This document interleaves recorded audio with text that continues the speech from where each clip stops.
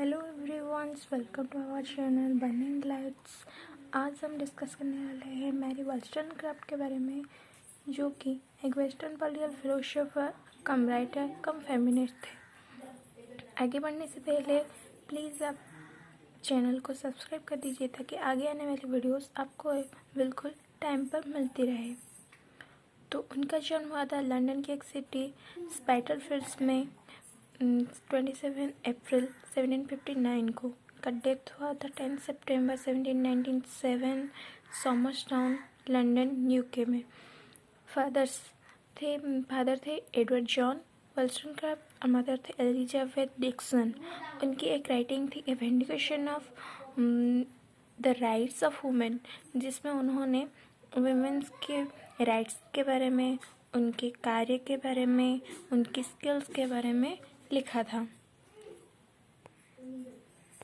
उनके पिता Edward John वॉलस्टोनक्रैफ्ट एक बिजनेसमैन थे। वो बिजनेस में पैसा लगाकर सक्सेस नहीं हो पाते थे और ड्रिंक्स करके आके उनकी पत्नी यानी कि मैरी के माँ को मारते थे। मैरी अपनी मामा को बचाने के लिए अब रात भर जाग कर उनके दरवाजे के सामने बैठती रहती थी, उनको पहरा देती थी। उनके अलावा उनके और 6 भाई बहन थे। मैरी दूसरी नंबर में थी और उनसे भी एक बड़े भाई थे। उनके पापा उनको सपोर्ट नहीं करते थे क्योंकि वो एक लड़की है। उनके भाइयों को सपोर्ट करते थे क्योंकि वो लड़के थे। आगे जाकर प्रॉपर्टी में से भी उनको कोई भी हिस्सा या फिर कोई भी सपोर्ट नहीं मिला था। ये उनकी एक हैरेसमेंट थी, पारिवारिक तौर से शुरू हुई। 1784 में उन्होंने अपनी बहन एलिजा को एक एडवाइस दी थी घरेलू हिंसा के खिलाफ आवाज़ उठाने के लिए कि उनके पति और पुत्र को छोड़कर चले आए और सामाजिक की जो कड़वी व्यवस्था है उसके खिलाफ आवाज़ उठाए। इसके लिए आगे जाकर उनको फाइनेंशियल प्रॉब्लम्स का सामना करना पड़ा और पॉवर्टी का शिकार भी बने। उनके 2 घनिष्ठ दोस्त थे, एक थे जेन एडन, दूसरे थे फेनी ब्लड। जेन एडन एक दार्शनिक और वैज्ञानिक थे, फेनी ब्लड एक फेमिनिस्ट थे।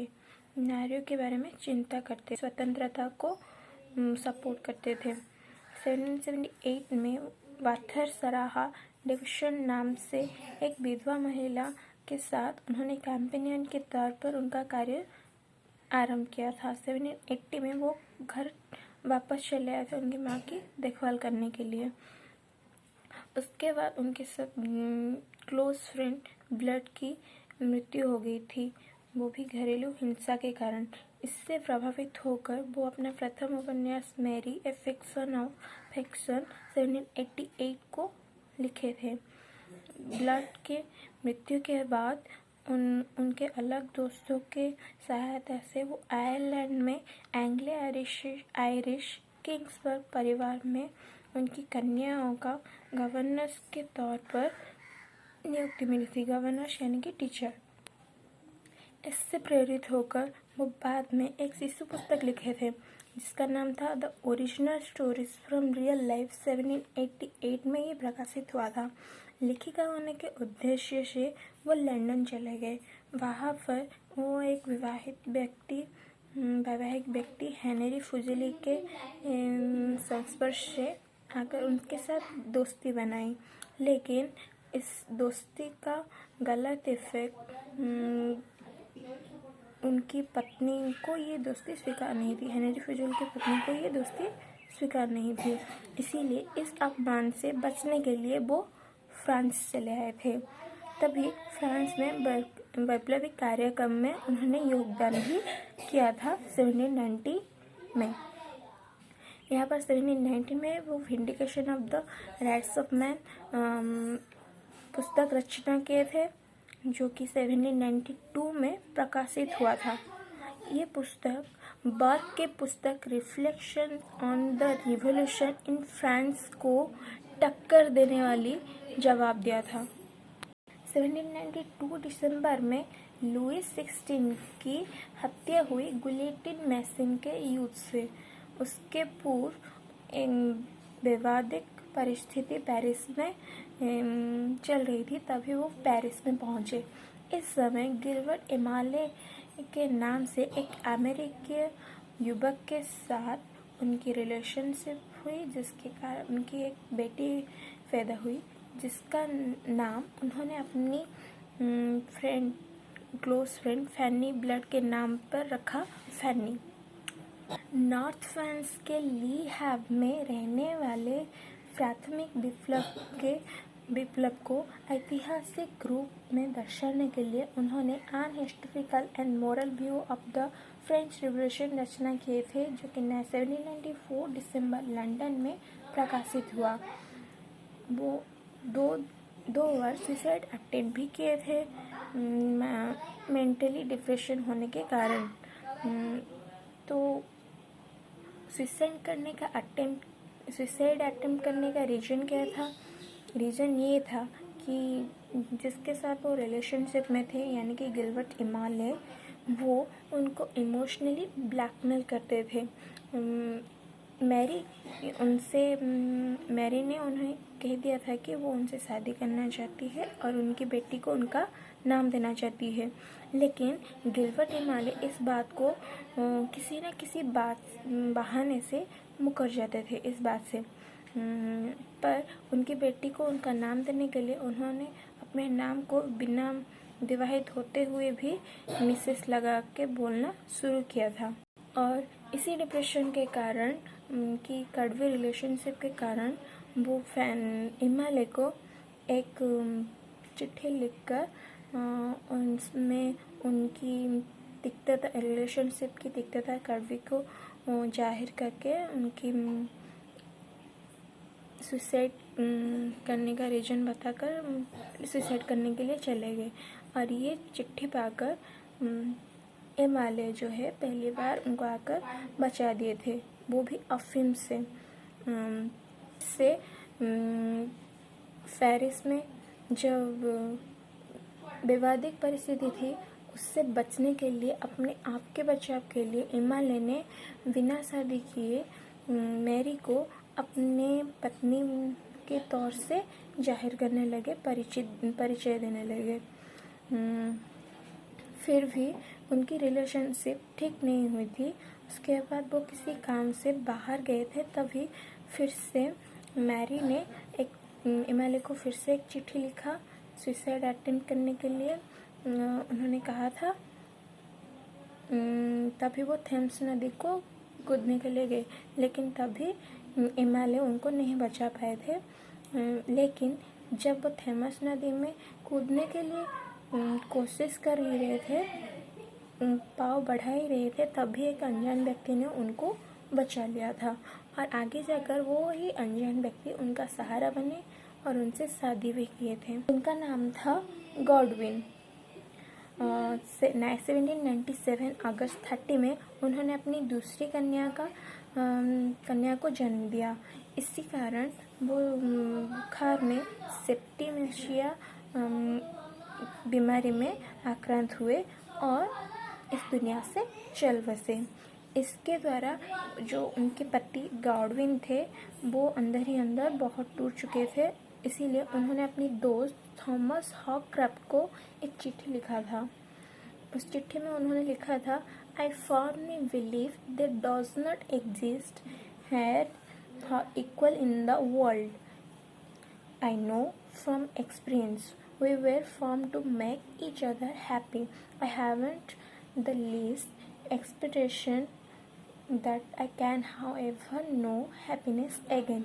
मतलब हम इस दुनिया में अपने एक दूसरे को खुशी करने के लिए ही थे, और उनके जाने के बाद मुझे वो खुशी फिर कभी नहीं मिलेगी, इसकी मैं उम्मीद भी नहीं लगा सकता, और उनके जैसा इस दुनिया में कोई दूसरा है भी नहीं।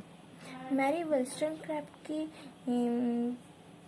समाधि को पुराने सेंट फ्रांसिस चर्चयार्ड में कवर दिया गया था।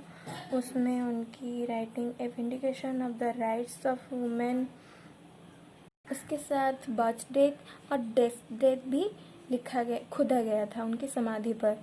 उनके पोते ने 1851 को उनकी स्मृति स्तंभ को बोर्निमथ के सेंट पीटर्स चर्च में पारिवारिक समाधि को स्थानांतरित किया गया था और उनकी समाधि के साथ उनके पति यानी कि गॉडविन के समाधि को एक साथ कवर दिया गया था। फ्रेंच रिवॉल्यूशन चल रहा था 1789 में। ये फ्रेंच रिवॉल्यूशन तभी मध्ययुगीय यानी कि मिडिल एज, सामंतवाद, धर्मांधता, क्लास स्ट्रगल, ब्यूरोक्रेटिक राजाओं के शासन का अंत किया था। इससे एक नए युग की और गणतांत्रिक माध्यम की शुरुआत हुई थी। उन्होंने कहा था, a revolution in female manners is the roots of modern feminism. नारी का प्राकृतिक गुण और सामाजिक व्यवहार एक नारी नहीं परंतु एक पुरुष निर्धारित करता है। और यूरोपीय सभ्यता में नारियों को इस नीच स्थान, छोटे स्थान भी उसी समाज ने वो नारियों को घरेलू या फिर सर्वसाधारण जीवन से हटाना नहीं चाहते थे, लेकिन वो दोनों में एक समानता लाना चाहते थे। इसलिए उन्होंने नारियों की स्वतंत्रता के ऊपर गुरुत्वारोप किया था कि इसीलिए उन्होंने कहा था, स्वाधीनता या स्वतंत्रता सद्गुण की जननी होती है। अत्यधिक अत्याचार विप्लव को जन्म देता है और विप्लव नए शुभारंभ को जन्म देता है। तो विप्लव बुरी चीज़ नहीं है, ध्वंस का कारण नहीं है, विप्लव एक नूतन शुभारंभ का कारण है। यही थी मैरी वॉलस्टोनक्रैफ्ट की रिवॉल्यूशन थ्योरी। उन्होंने रिवॉल्यूशन को एक नकारात्मक रूप नहीं बल्कि एक सकारात्मक ढंग से सुलझाया था। इसके अलावा उन्होंने ये भी कहा था, एक सामंतवाद पैतृकेंद्रिक समाज में परंपरा और विश्वास विवेक के ऊपर परिभाषित नहीं होता है। यहाँ पर नारियों को शोषित किया जाता है, शोषण किया जाता है।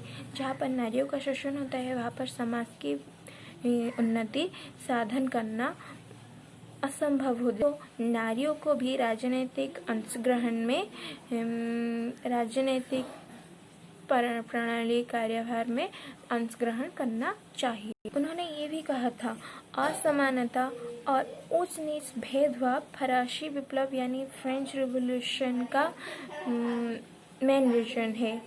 ये विप्लव के द्वारा न्याय परिवेशित होगा। ये विप्लव एक नूतन आरंभ होगा।